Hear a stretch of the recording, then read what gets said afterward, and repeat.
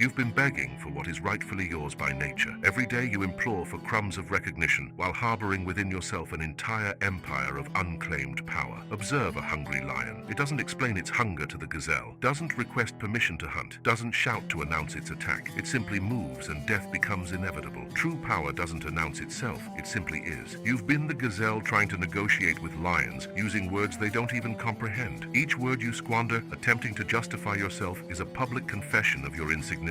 Every unnecessary explanation is a signed affidavit of your insecurity. Every plea for validation is an official declaration that you don't believe in your own worth. You are the architect of your own irrelevance. Here's the truth. No one dares to whisper. You aren't ignored because you speak little. You're ignored because when you speak, there's nothing worth listening to. Your words have become background noise in the symphony of the world. Your opinions, desperate petitions for relevance, your cries, empty echoes in an abyss of indifference you yourself have dug. Stop, breathe. Feel the devastating weight of this revelation. Now understand, the silence you fear is in fact your greatest ally. When you stop speaking, people begin to wonder what you're thinking. When you stop explaining, they begin to conjure theories about your wisdom. When you stop begging for attention, they begin to vie for your presence. The void you create with your restraint is filled by their imagination of your greatness. What I will reveal in the coming moments will utterly shatter your current perception of power, respect, and influence. You will discover why your strategy of begging for recognition has not only failed, but has created the exact opposite of what you sought. More importantly, you will learn the Machiavellian art of transforming your silence into the most magnetic force that has ever existed in your life. Become the person who enters any room and the very air shifts. Your presence should be felt before it's even seen. When others speak, you listen strategically. When others explain, you simply decide. When others clamor for recognition, you act with the quiet certainty of someone who doesn't need applause to know they've won. There's a brutal cost to continuing to be an emotional beggar. Each day that passes begging for respect, you become more invisible. Every unnecessary explanation makes you more irrelevant. Every desperate cry for attention buries you deeper in the graveyard of the forgotten. You are dying a slow, self-inflicted, social death, and you don't even realize you're holding the blade. Power operates like gravity, silent, constant, inescapable. Planets don't question its force, they simply obey. You must become a law of nature in people's lives, respected not by explanation, but by existence, not by argumentation, but by authority, not by noise, but by magnetic presence. Recognize the signs of your metamorphosis when your opinion is sought before it's even offered. When people stop talking when you enter the room. When your silence carries more weight than the speeches of others. When you decide without consulting, act without warning, lead without asking permission. These are the hallmarks of someone who has transcended from begging to possessing power. Here's your axiom for eternity. Respect isn't earned, it's recognized. Stop trying to earn what already exists within you. Stop being a salesman of your importance and simply become important. Stop fighting for territory and become the territory where others come to ask permission to exist. There are two types of people in this world. Those who implore for space and those who naturally occupy the space that belongs to them. Those who explain their relevance and those whose relevance is self-evident. Those who shout to be heard and those whose whispers make crowds fall silent. You are about to discover the perverse psychological mechanism that has transformed you into a beggar in your own kingdom. More importantly, you will learn to dismantle that mechanism and rebuild yourself as the sovereign you were always meant to be. The choice is yours, but time is not infinite. Every second wasted begging is a second stolen from your own greatness. The world isn't waiting for your justifications, it's waiting for your presence. The respect you desperately seek already lives within you, suffocated by your compulsive need to prove it. Stop scaring away your own power. Allow it to breathe. Allow it to dominate. Allow it to transform you into what you were always meant to be, undeniably respectable. What follows isn't just a lesson, it's psychological surgery that will forever excise from you the pathetic need to beg for what is already yours by natural right. Your transformation commences with a stark truth about the invisible mechanism that governs your social interactions. For years, you've operated under a fundamentally flawed premise, the belief that demonstrating worth is the same as possessing worth. This mental entanglement has been the root of your systematic self-degradation. Observe how you conduct yourself. When entering a room brimming with strangers, your muscles contract almost imperceptibly imperceptibly, your breathing becomes more shallow, and an inner voice whispers desperate strategies to make a good impression. You're already defeated before you even open your mouth. Why? Because you unconsciously accept that you need to prove your value instead of simply existing as someone of value. This is the poison that corrodes your presence, the compulsive need to justify your existence. Every time you explain why you deserve to be there, you confirm that you don't belong. Each time you argue about your competence, you reveal your emotional ineptitude. Every time you defend your position,